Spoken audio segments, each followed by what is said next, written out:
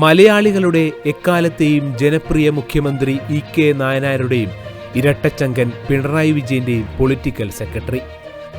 CPM സംസ്ഥാന committee അംഗം advocate P. Sasi December 21 വൈകുന്നേരം 6:30 സക്സസ് സ്റ്റോറിയിൽ മനസ്സ് തുറക്കുന്നു.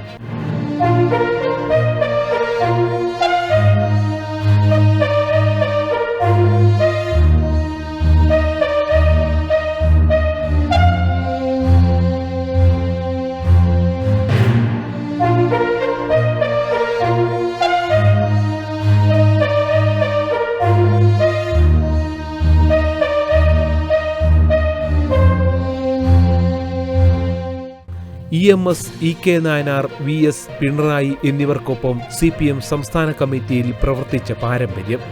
5 വർഷം CPM കണ്ണൂർ ജില്ലാ സെക്രട്ടറി.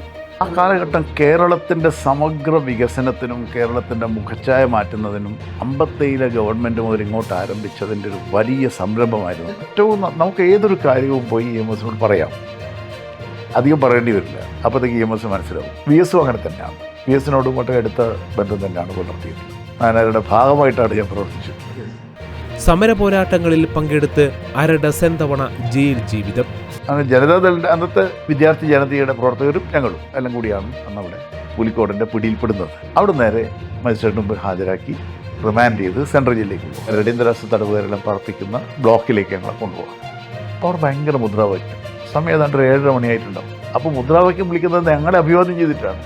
പാർട്ടി ഏൽപ്പിച്ച ഉത്തരവാദിത്വങ്ങൾക്കൊപ്പം ശശി നേടിയത് LLB, MBA, MA ജേർണലിസം. വിവാദങ്ങൾ കൊഴുക്കുമ്പോൾ നായനാർ പറഞ്ഞു, ശശി വിഷമമുണ്ടോ? മാങ്ങയുള്ള മാവിനെ ആളുകൾ കല്ലെറിയൂ. അല്ല സഖാവേ, മാങ്ങയില്ലാത്ത മാവിനും ആളുകൾ കല്ലെറിയുമെന്ന് പി. ശശി. ഇതിന് ഇ.കെ. നായനാരുടെ മറുപടി എന്താണെന്ന് അറിയണ്ടേ? 6 പതിറ്റാണ്ട് പിന്നിട്ട പൊതുപ്രവർത്തകനെ അറിയാൻ കാണുക സക്സസ് സ്റ്റോറി.